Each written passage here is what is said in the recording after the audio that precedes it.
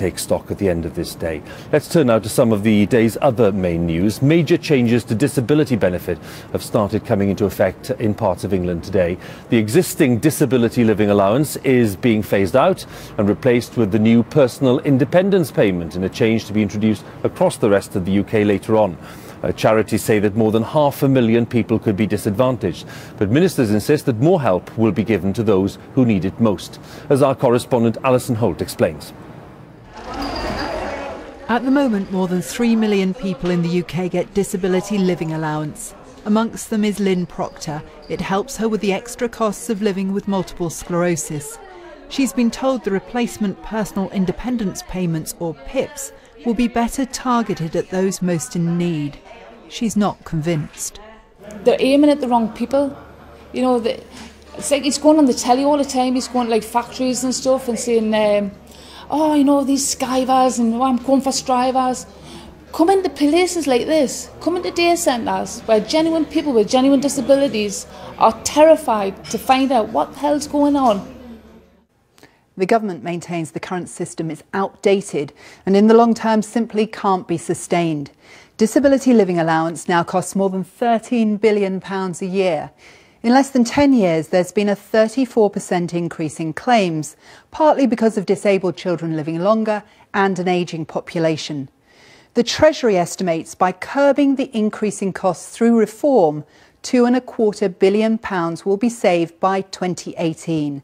It's also expected by then nearly 500,000 fewer people will get the benefit.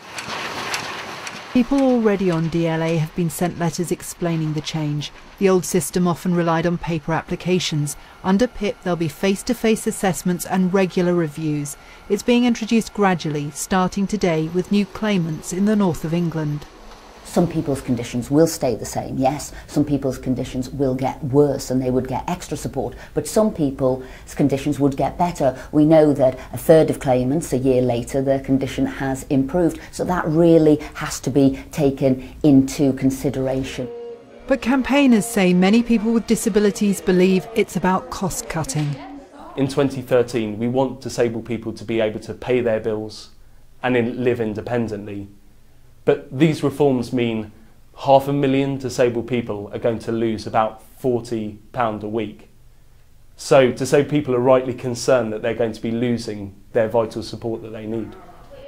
The government says there'll be an independent review in 2 years to see how the system's working. Alison Holt, BBC News. An inquest has started into the death of Savita Halappanavar, whose family claims she was denied an abortion at a hospital in the Republic of Ireland. The 31-year-old was miscarrying when she was admitted to University Hospital Galway last October. Her family say they asked for a termination, but she was refused one. She died a few days later from suspected septicemia. North Korea has announced it is withdrawing all its workers from the joint Korean Kaesong industrial zone and suspending operations there. The complex, which lies on the border, employs more than 50,000 North Korean workers, but is funded and managed by South Korean firms. The site has been seen as a symbol of cooperation between the two countries. Children's heart surgery at Leeds General Infirmary will restart on Wednesday. NHS England suspended operations there after concerns over the hospital's death rate data, but agreed to reinstate them if a team of experts gave the infirmary their backing. Let's have some football news for you. And Manchester City have cut the gap between leaders Manchester United at the top of the Premier League after winning the Manchester Derby. City, who are the defending champions, won the game 2-1 at Old Trafford, but they remain 12 points behind United. Our sports news correspondent Dan Rowan reports now from Old Trafford. Such has been the ease with which Manchester United have strolled to the title, the sense was that regardless of tonight, nothing could alter the direction of travel back towards Old Trafford. This was champions versus champions-elect. Last season, City demolished their arch-rivals 6-1 here. Tonight, that seemed a long time ago. This from Raphael, the best chance of a scrappy first half. But after a dismal defence of their title, this was a chance for the visitors to retrieve some pride. James Milner drilling home soon after the restart. City had the lead, but it didn't last long. United are defined by their resilience, and here was further evidence. Phil Jones forcing the unfortunate Vincent Kompany into an own goal. Sergio Aguero won the title for his team in the final moments of last season. Tonight, his strike simply won the match. Tempers flared towards the end, but City hung on to claim what felt like a consolation win. They aren't giving up without a fight. This a reminder of what might have been. City will rue not playing like that more often this season. United may have lost, but with a 12-point lead, barring a dramatic capitulation, this should merely delay their coronation as champions and their continued dominance of the English game. Dan Rowan, BBC News at Old Trafford. Well, let's have more then on our main story tonight, the death of Baroness Thatcher, the shopkeeper's daughter who brought her philosophy of hard work and determination into government here and became for many the dominant political leader of the past 60 years. As Vicky Young reports, this was a leader who worked hard not just on the policy detail, but also on her own image. There is some flash photography in this report. Margaret Thatcher's transformation from mother of two to world leader looked effortless, but was carefully crafted.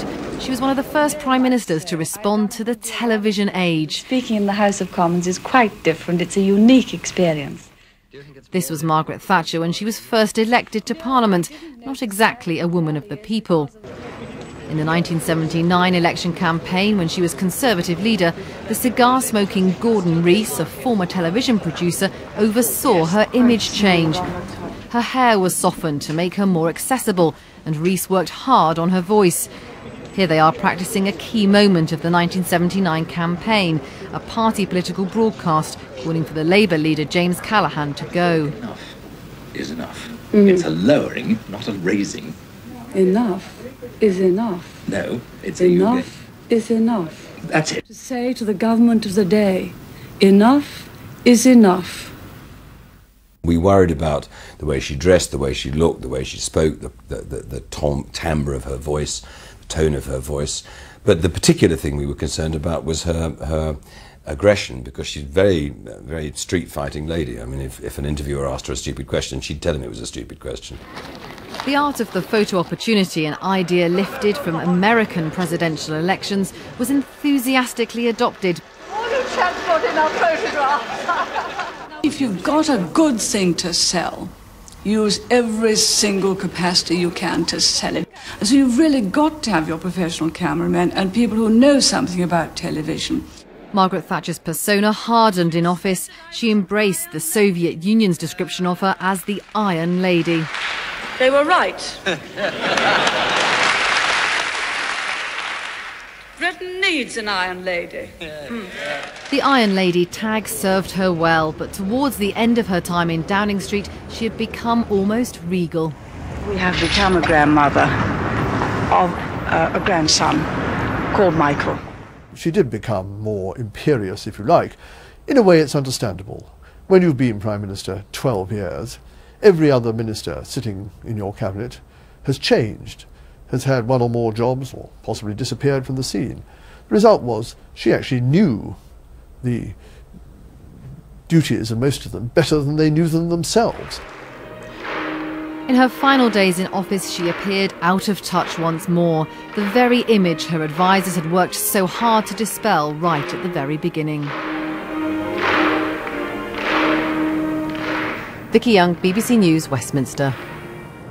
Well, for a final word in Downing Street tonight, our political editor Nick Robinson is with me. Nick, some people suggesting today, hang on, it is too early to form a settled view, to make a definite decision about the Thatcher legacy. Do you agree with that? And do you think that she will always be, for all time, a very controversial figure? She will always be a divisive figure, but I think what is striking when you look back at Margaret Thatcher is this. In an era where the politicians who've stood on that step since and those who want to stand on that step in future all too often provoke indifference, occasionally contempt, but often indifference. Margaret Thatcher remains in death as in life a figure who provokes genuine passion, desperate belief in her from some, huge anger, much of which we've not heard today, Hugh, perhaps because on a day when a very elderly lady who's been very ill dies, people don't think it is fitting. But I've no doubt in the days to come we'll see some of that anger, perhaps when MPs come back for a special recalled session on Wednesday to pay their tributes, perhaps when there is